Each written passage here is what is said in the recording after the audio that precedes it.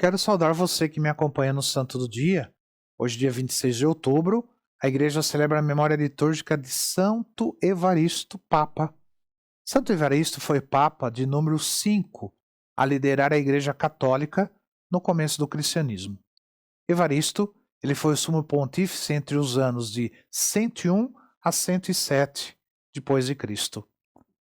Como seus antecessores, ele também foi martirizado em Roma por pregar o cristianismo e não renegar sua fé em Jesus Cristo. Santo Evaristo era filho de um judeu chamado Judas. Seu pai tinha nascido em Belém, mas mudou-se para Antioquia quando adolescente. Judas educou o filho Evaristo dentro do judaísmo. Evaristo manifestou desde cedo ser aberto à virtude. Tinha inclinação para as letras e as ciências. Seu pai percebeu esta aptidão e incentivou seu filho. Por isso Evaristo tornou-se homem de grandes talentos.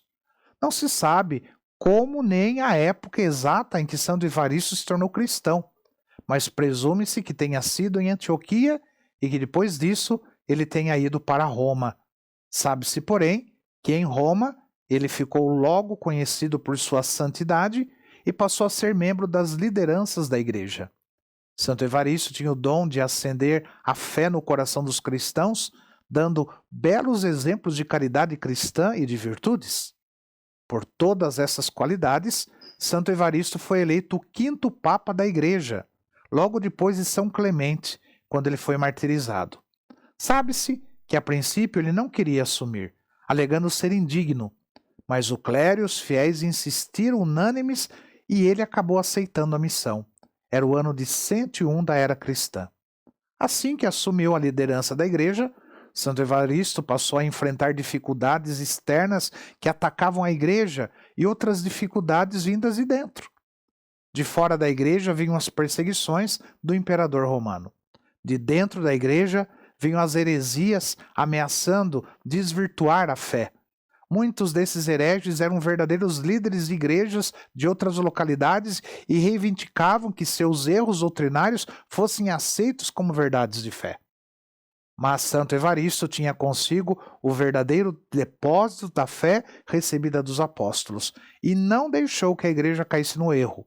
Por causa de suas intervenções, a igreja se manteve no rumo certo, sem se desviar, conservando a fé pura.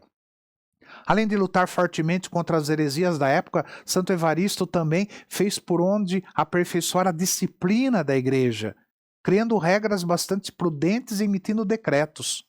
Santo Evaristo foi o primeiro a dividir a cidade de Roma em paróquias. Essas paróquias, claro, não eram como são hoje. Eram comunidades pequenas, mas que tinham uma vida própria. Ele organizou isso. Foi ele também que determinou que o casamento se tornasse público e fosse acompanhado por um sacerdote. Cheio de zelo, Santo Evaristo fazia questão de ir visitar paróquias, procurando sempre fazer com que as suas ovelhas mantivessem a fé pura, sem influências de heresias. Preocupou-se com a formação das crianças e dos escravos, que eram comum na época. Insistia que os escravos tinham que receber o mesmo tratamento que os libertos. Trajano era o imperador romano que reinava no tempo de Santo Evaristo. Dizem que ele pessoalmente não tinha nada contra os cristãos, mas sim contra seus assessores pagãos que o influenciavam de maneira maliciosa. Assim, estes, ao tomarem conhecimento do zelo, do número crescente de fiéis cristãos e dos frutos do apostolado de Santo Evaristo, arderam em ódio e passaram a criar uma péssima imagem do Papa Evaristo diante do imperador.